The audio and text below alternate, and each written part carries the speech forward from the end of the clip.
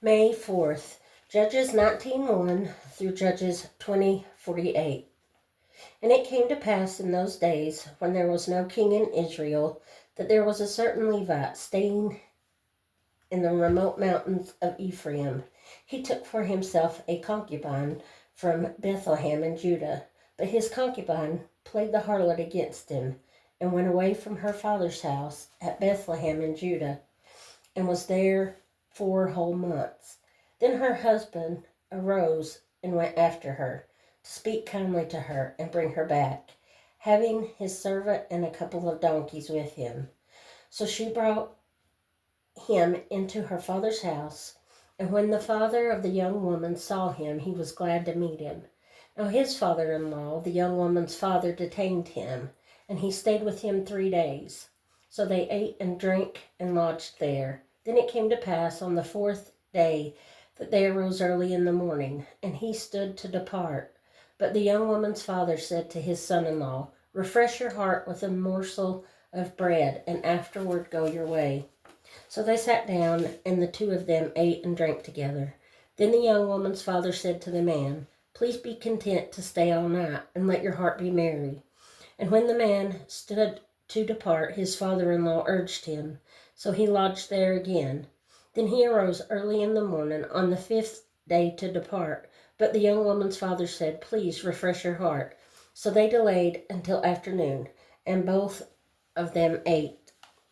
And when the man stood to depart, he and his concubine and his servant, his father-in-law, the young woman's father, said to him, "Look, the day is now drawing toward evening. Please spend the night. See, the day is coming to an end. Lodge here, that your heart may be merry. Tomorrow go your way early, so that you may get home." However, the man was not willing to spend that night, so he arose and departed, and came opposite Jebus, that is Jerusalem. With him were 2 saddled donkeys. His concubine was also with him. They were near Jebus, and the day was far spent. And the servant said to his master, "Come, please, and let us turn aside into this city of the Jebusites, and lodge in it." But his master said to him, "We will not turn aside here into a city of foreigners, who are not of the children of Israel. We will go on to Gibeah." So he said to his servant, "Come, let us draw near to one of these places and spend the night, in Gibeah or in Ramah." And they passed by and went their way. And the sun went down on them near Gibeah, which belongs to Benjamin. They turned aside there to go in and lodge at Gibeah. And when he went in, he sat down in the open square of the city, for no one would take them into his house to spend the night. Just then an old man came in from his work in the field at evening, who also was from the mountains of Ephraim. He was staying in Gibeah, whereas the men of the place were Benjamites. And when he raised his eyes, he saw the traveler in the open square of the city. And the old man said, "Where are you going, and where do you come from?" So he said to him, "We are passing from Bethlehem in Judah toward the remote mountains of Ephraim. I am from there. I went to Bethlehem in Judah. Now I am going to the house of the Lord. But there is no one who will take me into his house. Although we have both straw and fodder for our donkeys, and bread and wine for myself, for your female servant, and for the young man who is with your servant, there is no lack of anything." And the old man said, "Peace be with you. However, let all your needs be my responsibility. Only do not spend the night in the open square." So he brought him into his house, and gave fodder to the donkeys, and they washed their feet, and ate and drank. As they were enjoying themselves, suddenly certain men of the city, perverted men, surrounded the house and beat on the door. They spoke to the master of the house, the old man, saying, "Bring out the man who came to your house, that we may know him carnally." But the man, the master of the house, went out to them and said to them, "No, my brethren, I beg you, do not act so wickedly. Seeing this man has come into my house, do not commit this outrage. Look, here is my virgin daughter and the man's concubine. Let me bring them out now. Humble them, and do with them as you please. But to this man do no such vile thing. But the man would not heed him. So the man took his concubine and brought her out to them, and they knew her and abused her all night until morning. And when the day began to break, they let her go. Then the woman came as the day was dawning, and fell down at the door of the man's house where her master was, till it was light. When her master arose in the morning and opened the doors of the house and went out to go his way, there was his concubine, fallen at the door of the house with her hands on the threshold. And he said to her, "Get up, and let us be going." But there was no answer. So the man lifted her onto the donkey, and the man got up and went to his place. When he entered his house, he took a knife, laid hold of his concubine, and divided her into 12 pieces, limb by limb, and sent her throughout all the territory of Israel. And so it was that all who said it said, "No such deed has been done or seen from that day in the land of the children of Israel. They came up from the land out of Egypt until this day. Consider it, confer, and speak up." So all the children of Israel came out from Dan to Beersheba, as well as from the land of Gilead, and the congregation gathered together as one man before the Lord at Mizpah. And the leaders of all the people, all the tribes of Israel, presented themselves in the assembly of the people of God, 400,000 foot soldiers who drew the sword. Now the children of Benjamin heard that the children of Israel had gone up to Mizpah. Then the children of Israel said, "Tell us, how did this wicked deed happen?" So the Levite, the husband of the woman who was murdered, answered and said, "My concubine and I went into Geba, which belongs to Benjamin, to spend the night. And the men of Geba rose against me and surrounded the house at night because of me. They intended to kill me, but instead they ravished my concubine that she died. So I took hold of my concubine, cut her in pieces, and sent her throughout all the territory of the inheritance of Israel, because they committed lewdness and outrage in Israel. Look, all of you are children of Israel. Give your advice and counsel here and now." So all the people arose as one man, saying, "None of us will go to his tent, nor will any turn back to his house. But now this is the thing which we will do to Geba. We will go up against it by lot. We will take 10 men out of every 100 throughout all the tribes of Israel, 100 out of every 1,000, and 1,000 out of every 10,000, to make provisions for the people, that when they come to Geba and Benjamin, they may repay all the vileness that they have done in Israel." So all the men of Israel were gathered against the city, united together as one man. Then the tribes of Israel sent men through all the tribe of Benjamin, saying, "What is this wickedness that has occurred among you? Now therefore deliver up the men, the perverted men, who are in Geba, that we may put them to death and remove this evil from Israel." But the children of Benjamin would not listen to the voice of their brethren, the children of Israel. Instead, the children of Benjamin gathered together from their cities to Geba to go to battle against the children of Israel. And from their cities at that time, the children of Benjamin numbered 26,000 men who drew the sword, besides the inhabitants of Geba, who numbered 700 select men. Among all this people were 700 select men who were left-handed. Every one could sling a stone at a hair's breadth and not miss. Now besides Benjamin, the men of Israel numbered 400,000 men who drew the sword. All of these were men of war. Then the children of Israel arose and went up to the house of God to inquire of God. They said, "Which of us shall go up first to battle against the children of Benjamin?" The Lord said, "Judah first." So the children of Israel rose in the morning and encamped against Geba. And the men of Israel went out to battle against Benjamin. And the men of Israel put themselves in battle array to fight against them at Geba. Then the children of Benjamin came out of Geba, and on that day cut down to the ground 22,000 men of the Israelites. And the people, that is, the men of Israel, encouraged themselves and again formed the battle line at the place where they had put themselves in array on the first day. Then the children of Israel went up and wept before the Lord until evening, and asked counsel of the Lord, saying, Shall I again draw near for battle against the children of my brother Benjamin? And the Lord said, Go up against them. So the children of Israel approached the children of Benjamin on the second day. And Benjamin went out against them from Geba on the second day, and cut down to the ground 18,000 more of the children of Israel. All these drew the sword. Then all the children of Israel, that is, all the people, went up and came to the house of God and wept. They sat there before the Lord and fasted that day until evening, and they offered burnt offerings and peace offerings before the Lord.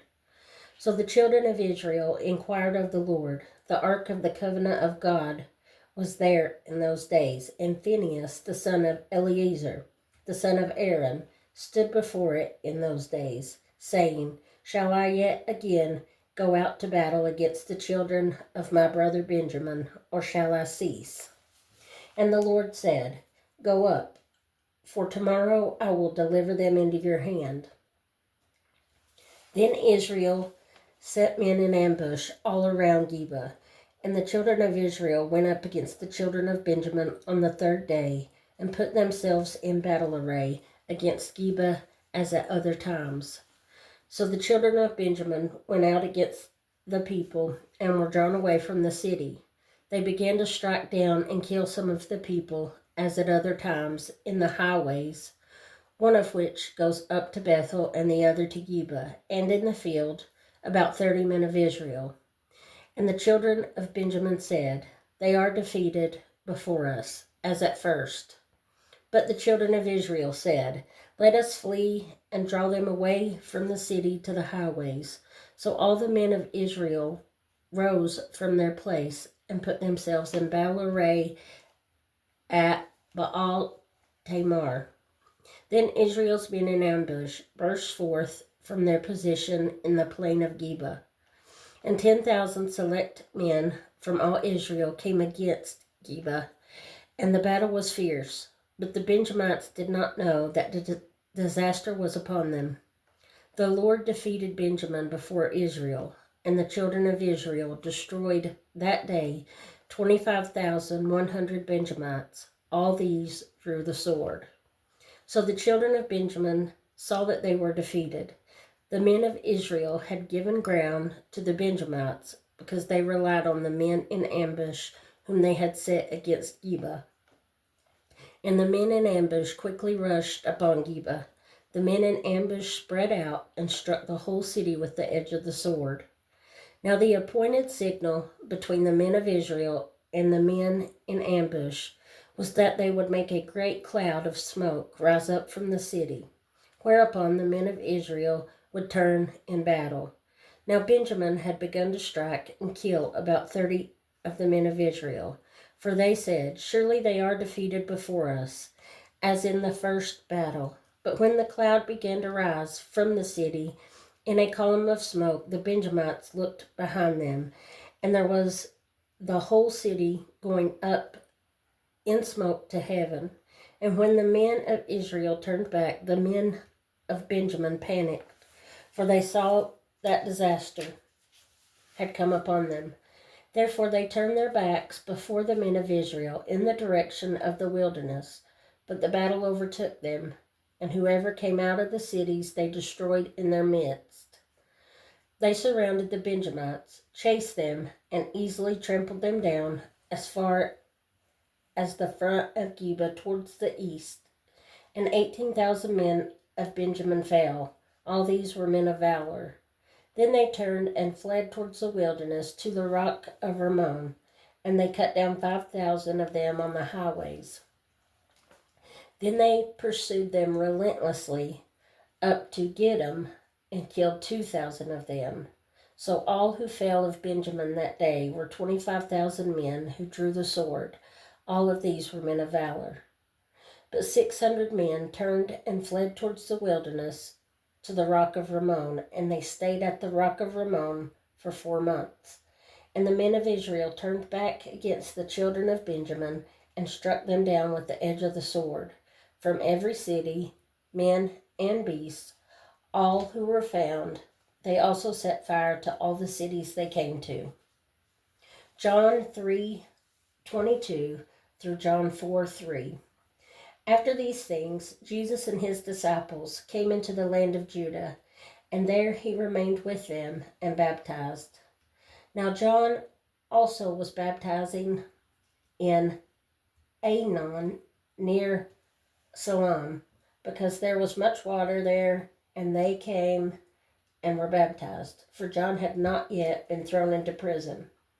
Then there arose a dispute between some of John's disciples and the Jews about purification. And they came to John and said to him, Rabbi, he who was with you beyond the Jordan, to whom you have testified, behold, he is baptizing, and all are coming to him. John answered and said, a man can receive nothing unless it has been given to him from heaven. You yourselves bear witness that I said, I am not the Christ, but I have been sent before him. He who has the bride is the bridegroom, but the friend of the bridegroom, who stands and hears him, rejoices greatly because of the bridegroom's voice. Therefore, this joy of mine is fulfilled. He must increase, but I must decrease. He who comes from above is above all. He who is of the earth is earthly and speaks of the earth. He who comes from heaven is above all. And what he has seen and heard, that he testifies, and no one receives his testimony. He who has received his testimony has certified that God is true.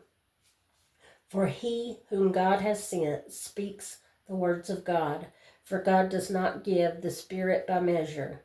The Father loves the Son, and has given all things into his hand. He who believes in the Son has everlasting life, and he who does not believe the Son shall not see life, but the wrath of God abides upon him. Therefore, when the Lord knew that the Pharisees had heard that Jesus made and baptized more disciples than John, though Jesus himself did not baptize, but his disciples, he left Judea and departed again to Galilee. Psalm 104, 24 through 35. O Lord, how manifold are your works! In wisdom you have made them all.